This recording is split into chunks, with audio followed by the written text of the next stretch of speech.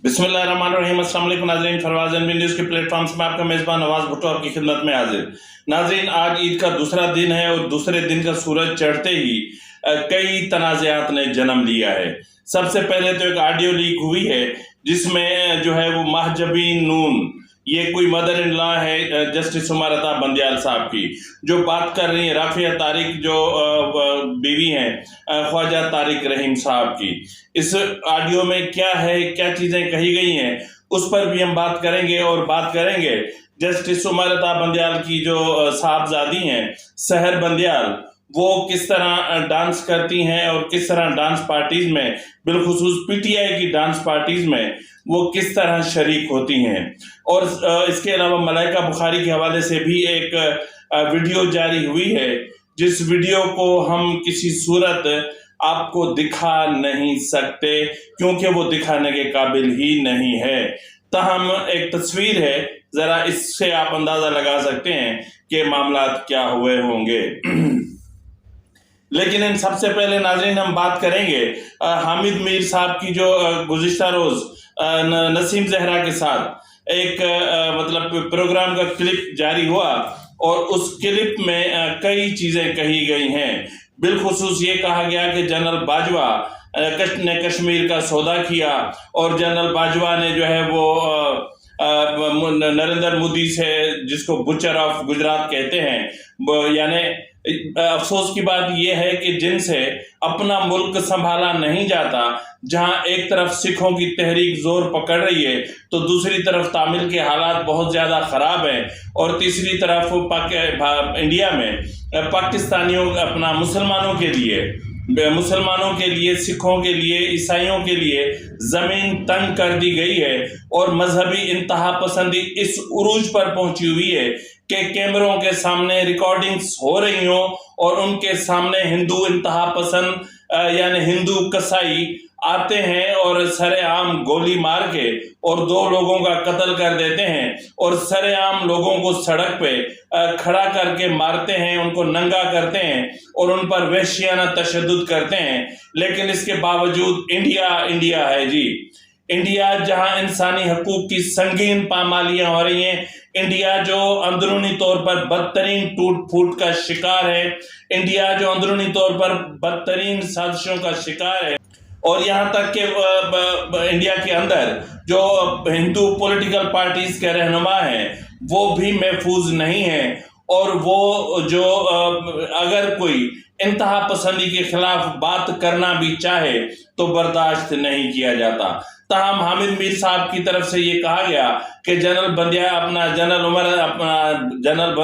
ही है, पर माजरत के साथ साबिक chief of army staff general Qamar Javed Bajwa ने 10-15 सहाफियों के बीच में कहा था कि जो है वो हम जंग करने के काबिल नहीं हैं और हमारी टैंकों में जो है वो तेल तक नहीं है और हमारी टैंकों की जो जंजीरें हैं या जो चेन है वो टूटे हुए हैं और हमारे पास पैसा ही नहीं है। ताहम जो है वो इसलिए हमने भारत के साथ दोस्ती करना चाह रहे हैं और लाइन ऑफ कंट्रोल के मामला भी। जरा एक हामिद मीर ने क्या कहा और नसीम जहरा ने क्या कहा, जरा मुलाहिजा फरमा लें। दुआ कर सकता हूं इसलिए कि जनरल कमर जावेद बाजवा जो है उसने कश्मीर पे जो सौदा किया उसकी अभी तक डिटेल जो है वो कौम के सामने नहीं आई। मैंने क्या लफ्ज इस्तेमाल किया है? सौदा। ये जो उन्होंने इंडिया के साथ line of control cease fire किया था, उस सीज फायर के फौरन बाद मोदी ने पाकिस्तान का दौरा करना, ठीक है। और जब फॉरेन ऑफिस को यह पता चला, वजीर खारजा शाह महमूद कुरैशी को पता चला कि मोदी पाकिस्तान आ रहा है, मुझे तो पता ही नहीं है, तो भागे भागे इमरान खान के पास गए, उनसे पूछा कि आपको पता है? उन्होंने कहा मुझे वो बताया था, बाजवा साहब और फैज साहब आए थे, बातचीत उनकी चल रही है अजीत डोवल के साथ, लेकिन वो आ रहा है ये मुझे नहीं पता। तो उसके बाद इमरान खान ने फैज साहब को कहा कि भाई आप फॉरेन ऑफिस को तो ऑन बोर्ड लें। तो उसके बाद फॉरेन ऑफिस जो है उसमें बाजवा साहब आ गए अपना पूरा लॉ लश्कर लेके, ان کو لیکچر دیا کہ یہ وہی لیکچر تھا جو انہوں نے ایک دفعہ آپ کے اور میرے سامنے بھی دیا تھا. یاد ہے نا کیا لیکچر تھا؟ ٹینک چلنے کے قابل نہیں ہے, تو آپ کہہ رہے ہیں کی موومنٹ کے لیے میرے پاس ڈیزل نہیں ہے. بے شک. ٹھیک ہے جی, اس طرح کی باتیں کی تھی نا. نارملی ایسا آرمی چیف کے کورٹ مارشل ہونا چاہیے, اور مجھے اب کہنا پڑے گا, میں اندر کمرے میں کہتی رہی ہوں بٹ مجھے کہنا پڑے گا کہ اس طرح نہیں ہوتا. 20-25 صحافیوں کو سامنے بٹھا کے آپ ان کو کہہ رہے ہیں کہ پاکستان آرمی لڑنے کے قابل. اس کا مطلب آپ دنیا کو بتا رہے 25 صحافی, پھر 25 صحافیوں کے پاس تو بات نہیں رہتی ان دا ورلڈ. جبکہ اس وقت بھی ہمیں یقین تھا, جب وہ یہ کہہ رہے تھے تو مجھے اس وقت بھی یقین تھا یہ غلط کہہ رہا ہے, اور آپ نے اس کو کنفرنٹ بھی کیا تھا, بلکہ آپ کو تو منہ لال ہو گیا تھا, اتنے غصے میں آ گئی تھی. ٹھیک ہے ناظرین, یہاں پر میں آپ کو یہ بتانا ضروری سمجھتا ہوں, اور معاف کیجیے گا یہ ڈاکیومنٹس انگلش میں ہیں تو مجبوراً مجھے انگلش میں پیش کرنے پڑیں گے. Pakistan has announced 2022 and 23 defence budget of RS Pakistan rupees 1.53 trillion یعنی $7.5 billion. The allocation is a 12% increase over original military expenditure in 2021 and 22, and a 3% increase over the revised expenditure last year of Pakistan rupees 1.48 trillion. یہ revised budget ہے, نظر ثانی شدہ, جو گزشتہ سال یعنی مالی سال 21-22 میں جو اضافی اخراجات ہوئے تھے, یہ وہ ریوائزڈ بجٹ ہے 1.48 ٹریلین. اور پھر کہہ رہے ہیں کہ جی budget documents show that 2022-23 defense budget contains RS Pakistan rupees 567.5 billion for employees related expenses, in increase of 1% over the revised allocation of 2021-22. The new budget also consists of Pakistan rupees RS 11.1 billion and Pakistan rupees 368.9 billion for fiscal assets and operating expenses, increase of 6% and 4% respectively over the revised expenditure. ناظرین, بات یہاں تک ختم نہیں ہوتی. آگے کہہ رہے ہیں کہ official documents did not provide a further breakdown. However, local media reported that the Pakistan Army will receive Pakistan rupees Rs 724 billion, about 47% of the total defense budget. The Pakistan Air Force (PAF) and Pakistan Navy have been allocated Pakistan rupees Rs 323.7 billion and Pakistan rupees Rs 165.3 billion, and 21% and 11% respectively. The majority of the remainders is allocated for defense-wide requirement.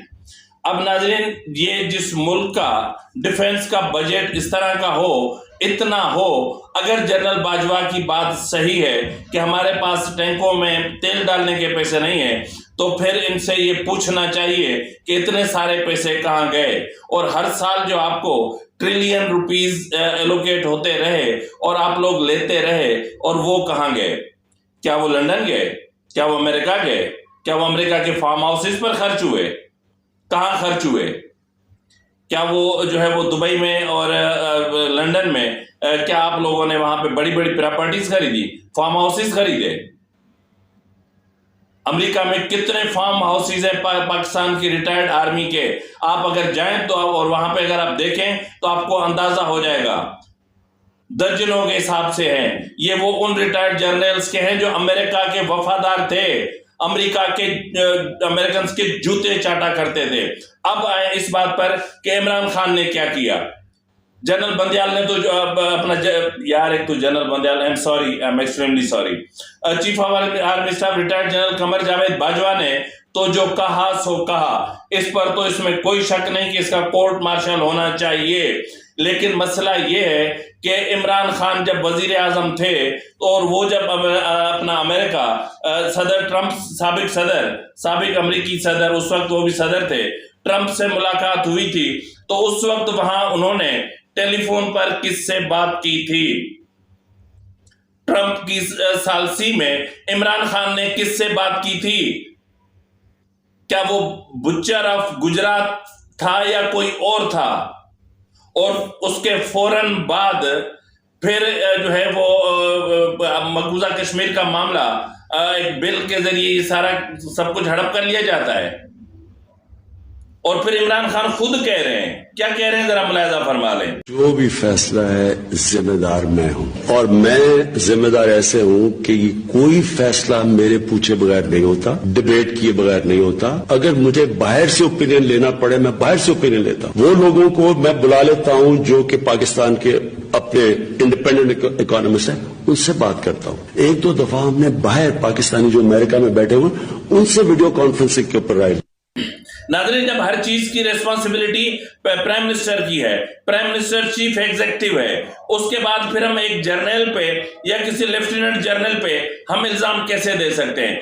اگر ایک جرنیل اور lieutenant جرنیل ایک اتنی بڑی کانسپائریسی میں ملوث تھے تو پھر اس وقت تک وہ آزاد کیوں ہیں؟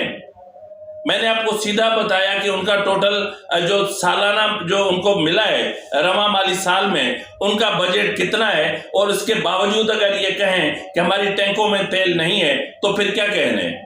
یعنی ہماری آرمی جو اتنی اسٹرانگ ہے، جو اتنی مضبوط ہے کہ جو ہے وہ دشمن کی جہاز پاکستان کی حدود میں داخل ہوں تو انہیں مار گراتی ہے، اور بھارتی حدود میں مطلب پاکستانی حدود میں آ کے اور خلاف ورزی کر کے بھاگنے والے بھارتی طیاروں کو بھارت میں گھس کے مار کے آتی ہے، تو جو ہے وہ کیا یہ آرمی کیا اس کو ہم کمزور کہیں گے؟ کیا ہم کسی قابل نہیں ہے؟ یہ شرم کی بات ہے۔ ہاں، اس چیز سے مجھے شدید اختلاف ہے کہ ہماری سرحدیں غیر محفوظ ہیں، بالخصوص ہماری افغانستان کی سرحد غیر محفوظ ہے، اس لیے کہ افغانستان کی سرحد کو جو ہمارے محافظ ہیں، اب جو بھی وہاں پر کسٹم کے تعینات ہوتے ہیں یا پھر جو بارڈر سیکیورٹی فورس وہاں پر ہوتی ہے، وہ اس اسمگلنگ میں ملوث ہے۔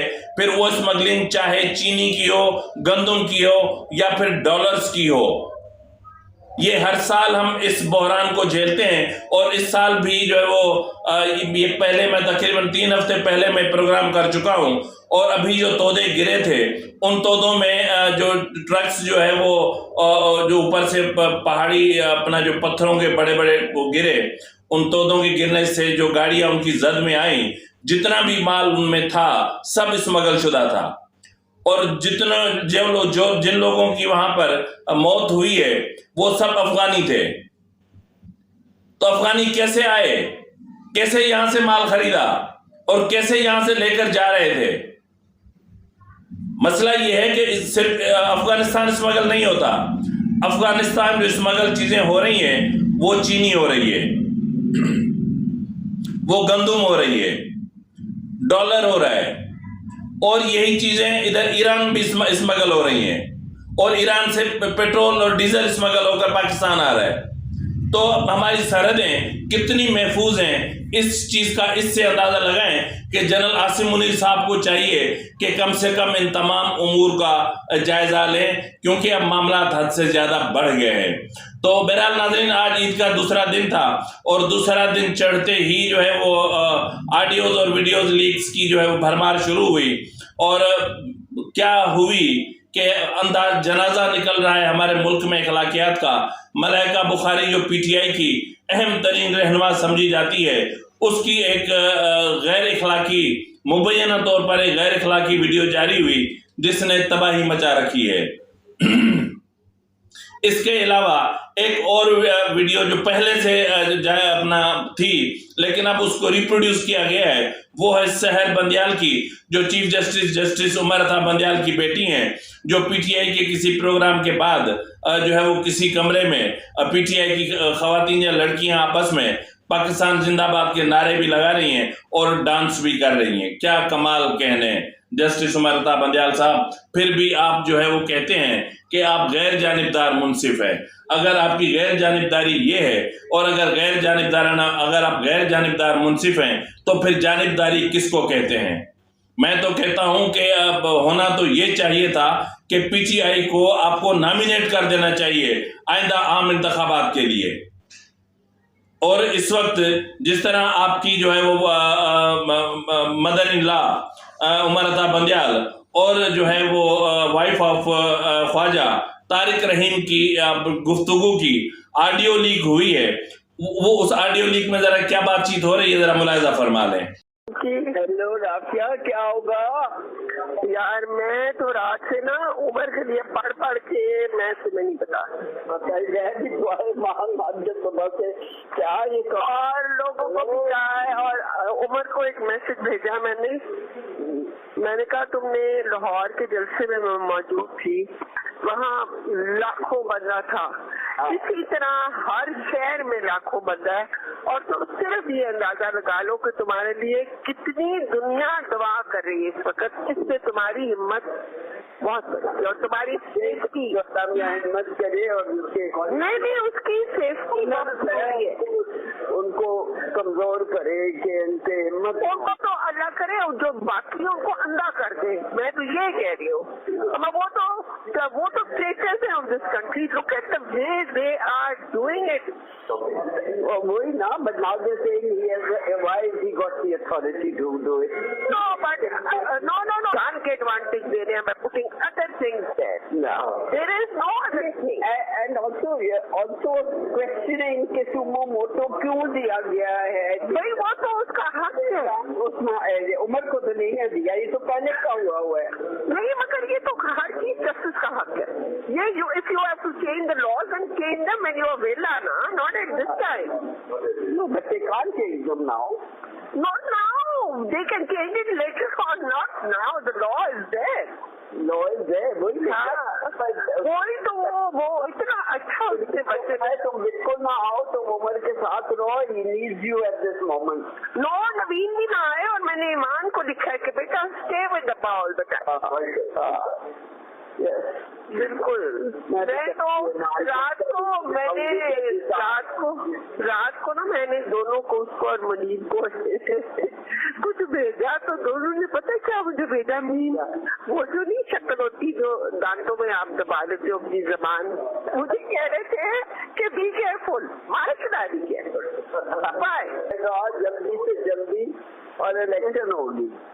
الیکشن دیکھو نا, اگر نہیں ہوتی نا پھر اس کے بعد آپ خود اندازہ لگا سکتے ہیں کہ اندر کیا چل رہا ہے, ججز کی فیملیز کے اندر کیا چل رہا ہے, ججز کس کے دباؤ میں آ کر فیصلے سنا رہے ہیں, ججز کس کے دباؤ میں آ کر انصاف کا جنازہ نکال رہے ہیں, ججز کس کے دباؤ میں آ کر انصاف کا قتل کر رہے ہیں, ججز کس کے دباؤ میں آ کر عدلیہ کو تقسیم کر رہے ہیں, ججز کس کے دباؤ میں آ کر آئین کا قتل کر رہے ہیں, ججز کس کے دباؤ میں آ کر غیر منصفانہ فیصلے دے رہے ہیں. اس سے خود آپ اندازہ لگا لیں. تو بہرحال ناظرین, یہ تمام چیزیں آج صبح آپ کی جو خدمت میں پیش کی ہیں, ان کو ذرا دیکھیے گا. اور میں ایک بار پھر کہتا ہوں کہ جنرل باجوہ اور جنرل اپنا کیا نام ہے اس کا, فیض حمید, لیفٹیننٹ جنرل فیض حمید اور سابقہ chief of army staff Qamar Javed Bajwa کو اب گرفتار کر لیا جانا چاہیے. اب ان کی گرفتاری کا اور ان کے کورٹ مارشل کا وقت آ گیا ہے, کیونکہ جتنے تنازعات اب تک سامنے آئے ہیں, اگر جنرل عاصم منیر اس معاملے پر ایکشن نہیں لیتا تو پھر میں سمجھوں گا کہ یہاں پر بھی وہی کچھ ہو رہا ہے جو سپریم کورٹ کے ججز کی جو ججز کر رہے ہیں, اور وہ جس طرح اپنی فیملیز کے دباؤ میں آ کر جو معاملات کر رہے ہیں. تو ناظرین, اسی کے ساتھ ہی اپنے میزبان نواز بھٹو کو اجازت دیجیے. فی امان اللہ.